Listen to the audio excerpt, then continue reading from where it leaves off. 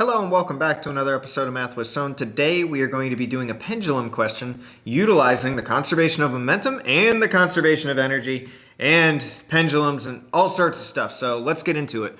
So we have a bullet with a mass of m1 is fired with a velocity of v into a block that has a mass of m2 attached to a rope with a length of l. That's not a mass that's like twice as big. That's just the subscript m2. All right. Find the maximum angle that the rope is displaced. So let's break this down. First and foremost, in this case, we're going to think of the bullet hitting the block. And once it hits the block on M2, it's like absorbed. It's not ricocheting off. All right. So that'll clarify that. Another thing to realize is that momentum, PI, will have to equal the final momentum. So we're going to have to start with that because the first thing that's happening is the bullet is hitting this. And then once the bullet hits this, it gets some speed, it gains some, it's going to be shooting off, and then we're going to figure out the actual height, which will have potential energy and gravitational energy and all the other kinetic conservation of energy stuff. All right, so start with the conservation of momentum. The conservation of momentum, we originally had the mass of the bullet, and it is hitting this bullet. This is the bullet right here. It is hitting the block. Okay, so the mass of the bullet, m1, times its velocity, which we'll call v1, would have to equal afterwards the mass of the bullet and the block put together. So this would be the bullet and the block times the trajectory or the final velocity of it. All right, remember that momentum is mass times velocity.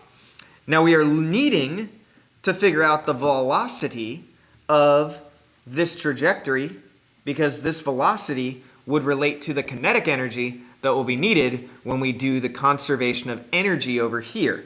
So the conservation of energy, to get kind of to it, would be the potential plus the kinetic initial would have to equal the potential final plus the kinetic final. Okay, so we need the kinetic energy, which would mean we would need the final velocity, which is why we're starting with the conservation of momentum. Now, if we divide by the m1 and the m2, we would find that m1 times v1 divided by m1 plus m2 would equal the velocity of the trajectory, which would be this pendulum thing. All right, that's very important. We need that. The other thing we need to do is realize what is all of this stuff. Well, initially, the potential energy, U, is 0 because it's at the bottom. Okay, so this is going to cancel out. We're ready to relay this information over here for the most part. We're going to have to take another side break to talk about this angle situation. So this is 0 because it has 0 potential in the beginning. It has a whole lot of kinetic in the beginning. The kinetic in the beginning is 1/2 mv squared. We just found the velocity. We needed that. So we would have 1/2 the mass. It's both of the masses. So that would be m1 plus m2 times the velocity, which would be what we just found out, m1 v1 m1 plus m2 squared. That is going to equal the kinetic energy of the final, which we don't know yet, which will relate to the height. That's going to be a whole different side conversation, plus the kinetic energy of the final. Well, if we want to find the angle that it's displaced, that means we want to figure out when this block is fully at its potential energy and is no longer going up and is starting just barely to go down. So the kinetic energy at the final will be 0.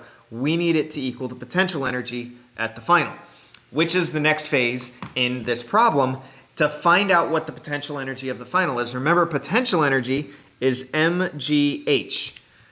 Well, the h is really how far it has gone up this pendulum string. G is gravity. Mass we actually know is the mass of the block and the bullet combined, m1 and m2.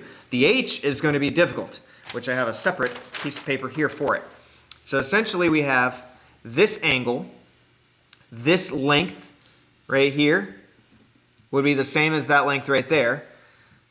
if we wanted to find the change in height, because that is the only height that this could like swing back down with, that change in height, that would require using trigonometry. Right now, we have to figure out this adjacent part because that relates to this L that we already have here. This whole thing from here to here is also L because this is the length of the string on the pendulum. See? L, L. So if we think about it, that would be cosine of the angle would equal adjacent, we don't know the adjacent yet, over the hypotenuse, which is L. Well, if we multiply by L, we get L cosine of theta is equal to the adjacent side. Well, that means that this adjacent side is L cosine theta from here to here. So I'm going to write that in right here. We're going to kind of do like a block, and then I'm going to do this is L cosine of theta for just that portion right there. Okay. So what is the actual change in height? Well, if we have this triangle where this part is L cosine theta, and the whole thing from top to bottom is L, that whole distance is L, what would we do if we wanted to find the change in height? You would just subtract them. So if you take L, the whole height, minus L cosine theta, that would equal delta H. Whew! And if we factor out an L, you get a 1 minus cosine theta. I did spend an entire video doing essentially just this problem. Just that. All right, so we found the change in height. Delta H is L cosine theta. We needed the change in height to go way back to our original problem to find the potential energy right here at the end. So we're right here. We're at 1/2 m1 plus m2, I was out of room, times m1 v1 m1 plus m2, that is squared, would equal m. What is the m? It's the mass of both, m1 plus m2. G, which we're going to call just G. We're not even going to convert it to negative 9.8 or anything like that. Times h, the change in height, which was, what did we say? L times 1 minus cosine theta. So L times 1 minus cosine of theta. I don't know if I did enough parentheses there or not. That's a lot of parentheses.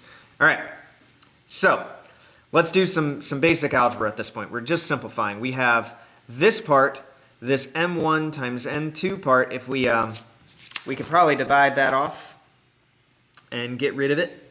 Let's see. Let's square this. We get m squared v squared. We get 1/2 m1 plus m2. And then this would be m1 squared v1 squared divided by m1 plus m2. That would be quantity squared. Would equal m1 plus m2 times g times L 1 minus cosine of theta. The m1 plus m2 part right here, you got 1 on the top, you got 2 on the bottom, 1 would cancel. And then you have the 1/2, which we are going to write as, barely any room, we're going to write as m1 squared v1 squared over 2 m1 plus m2 will equal m1 plus m2 times g times the L times the 1 minus cosine of theta. We're still looking for the angle. Remember, the main question was for the angle, so we're solving for the theta here. I am going to divide by m1 and m2. I'm going to divide by g. I'm going to divide by L. I'm going to divide by all three of those things, which means they're going to end up on the bottom. We already have an m1 and m2 on the bottom, so that's going to combine to make like another squared there. m1 v1 squared squared, 2 on the bottom, g on the bottom, L on the bottom. m1 and m2, if we divide by another one, it would end up being squared, will equal 1 minus cosine of theta. We're getting close. We got to solve for theta. We got to subtract 1. If we subtract 1, we're going to do plus a negative 1. Say goodbye to that. We got a negative cosine here. What do? We Divide by -1. That makes this a +1. And a minus the m1 squared v1 squared divided by 2gl m1 m2 plus squared equals cosine of theta. How do you solve for any angle ever with any trig problem? You just take the inverse of it. You take the inverse button of it, which would mean that we would do cos -1 of all of that stuff, 1 minus m1 squared v1 squared divided by 2gl m1 plus m2 squared would equal theta. That's a problem, isn't it? That is a problem. All right, that's going to do it for this one. Until next time, everybody, stay positive. This one was specifically for the AP students out there, and you got a rough life ahead of you with these problems that don't give you any numbers at all because it just takes so long to write. Like the last bit just took so long for me to write. All right, anyways, I'll talk to you later. Stay positive, friends. Bye.